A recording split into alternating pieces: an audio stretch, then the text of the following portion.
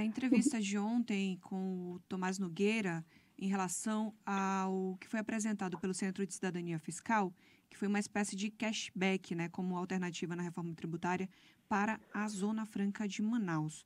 Como é que está sendo vista essa solução, hein, Rosiane?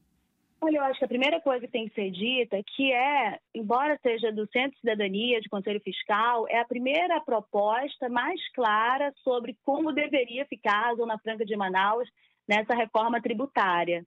Eu não vi nenhum outro desenho um pouco mais aproximado. Olha, queremos isso para a Zona Franca de Manaus. Não estou legitimando, não estou dizendo que é o certo. Na verdade, ainda não compreendi de uma forma muito clara, sendo honesta, a proposta. Acho que ela é bem complexa.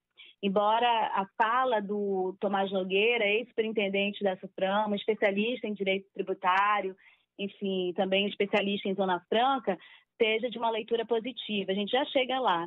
Mas é preciso dizer isso, né? Quem está no debate, que já deveria ter apresentado essa proposta, e essa proposta precisa vir a público, né? Ainda que as pessoas não tenham capacidade de discussão técnica, tem até papel da imprensa colocar isso para discussão com especialistas.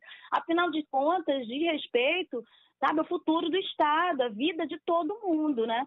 Então, isso não está sendo debatido. Acho uma falha, né, de todos os atores envolvidos, bancada, governo do Estado do Amazonas, Secretaria de Fazenda e do próprio governo federal. Há uma falha aí, né? Há uma falha, porque vai ser apresentado de uma hora para outra, vai ser aprovado, mas não sabemos o que está sendo debatido sobre o futuro da economia do Estado do Amazonas.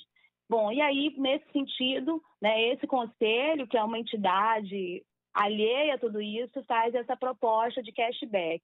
A avaliação desse técnico, né, do Tomás Nogueira ontem aqui, é que é positivo. Isso não é exatamente uma inovação, já é feito na indústria de informática, de incentivo em outros espaços fora da Zona Franca de Manaus, porque não há incentivo fiscal, não há renúncia fiscal só na Zona Franca de Manaus.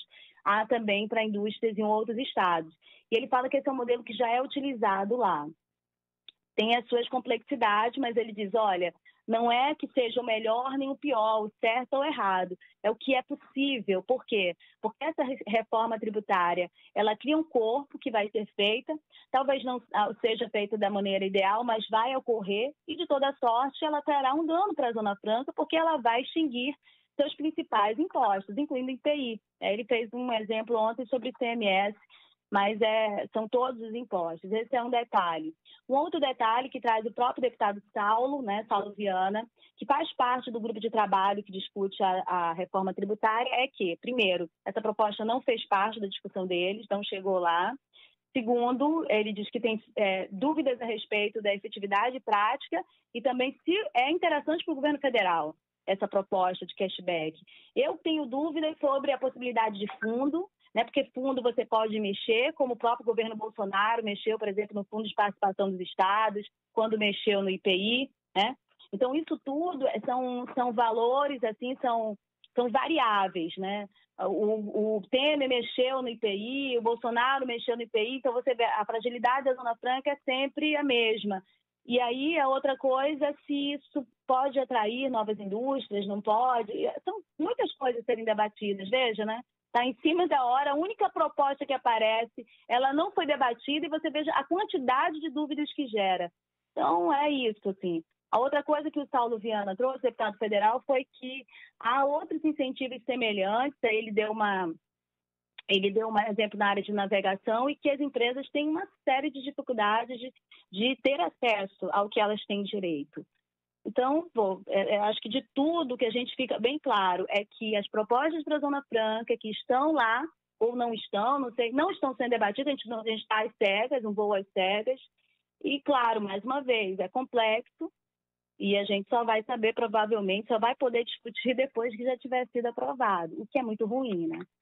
Sociedade, porque os atores que estão envolvidos neste debate não estão dando transparência, por algum motivo.